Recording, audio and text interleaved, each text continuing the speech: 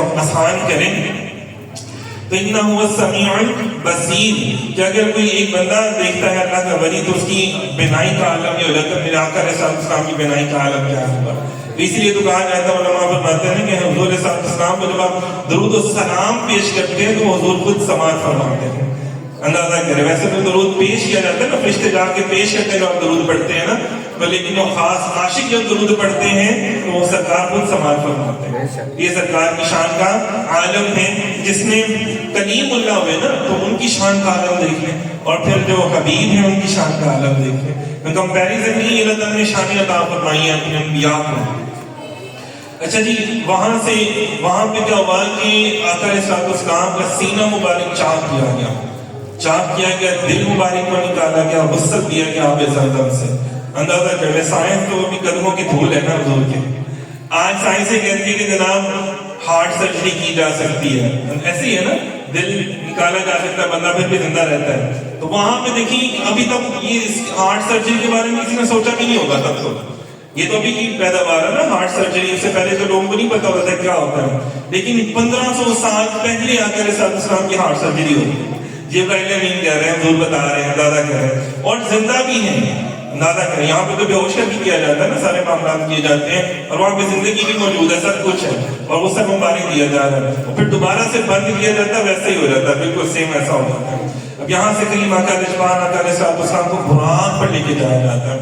براق تھوڑا سا نا وجد میں آ جاتا ہے کہ یار میرا یہ مقام, تو جبرائیل فرماتے ہیں کہ براق وجد میں نہیں آنا, شوخی نہیں کرنی, ادب کا مقام ہے. یہ محمد مصطفیٰ ہے, یہ محمد مصطفیٰ ہے, یہ انبیاء کی امام ہے, یہ انبیاء کی امام ہے. تو یہاں پہ شوخی نہیں کرنی, یہاں پہ وجد نہیں کرنا, یہاں پہ ادب.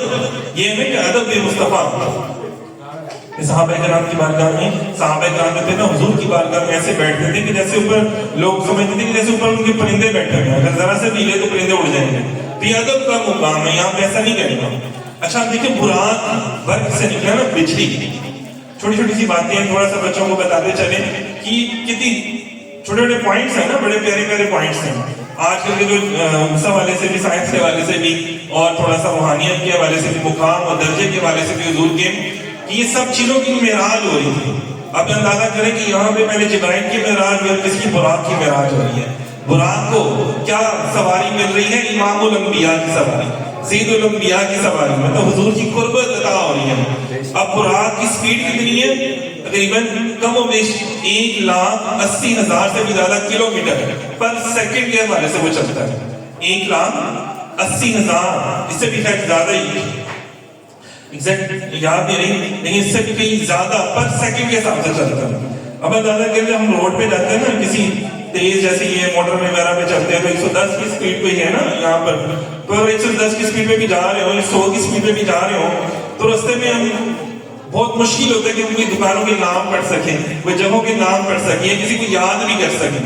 اندازہ کر لیں. تو یہاں پہ سپیڈ کتنی ہے, جہاز کی سپیڈ کیا ہوتی ہے, تقریباً 900 کلومیٹر, جس کو سیٹوں والا جو جہاز ہوتا ہے جس میں پیسنجر جاتے ہیں, 900 کلومیٹر پر آر کی سپیڈ ہوتی ہے, اور وہ آسمان پر ہوتا ہے. اس میں تو خیر ہم زمین کو دیکھ نہیں سکتے, ایسے ہے نا, بادلوں کے اوپر اڑا ہوتا ہے, وہ تو ہم دیکھ بھی نہیں سکتے نا, ناممکن سی بات ہے. اور آقا علیہ السلام براق پر تشریف لے کے جا رہے ہیں. براق کی رفتار کیا ہے, 1,80,000 کلومیٹر پر سیکنڈ کے حوالے سے.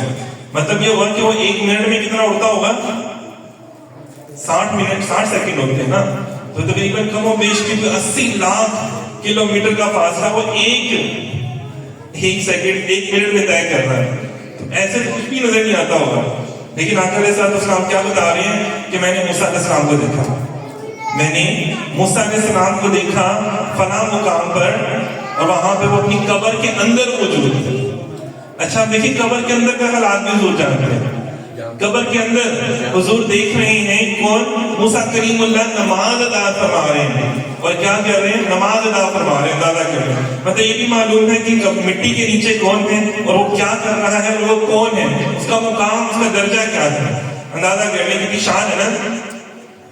اور اسی طرح جب واپس تشریف لے کر آئے نا کلیم آقا علیہ السلام, تو جو کفار تھے نا, کفار مکہ, وہ لوگ نہیں اس چیز کو اگری کر پائے نا, تو انہوں نے سوال اٹھانے شروع کر دیے. اچھا جی بتائیں, کون کون سے قافلے رستے میں آپ نے دیکھے, اب اتنی سپیڈ میں تو بھائی آپ بھی گھوڑے پہ سوار ہو تو آپ نہیں دیکھ سکتے ہیں، لیکن آقا علیہ السلام نے سارا ایگزیکٹ بتایا کہ کون سا قافلہ کتنے دنوں میں واپس یہاں تک پہنچے گا، کتنے دنوں میں مکہ میں انٹر ہوگا، اندازہ کریں۔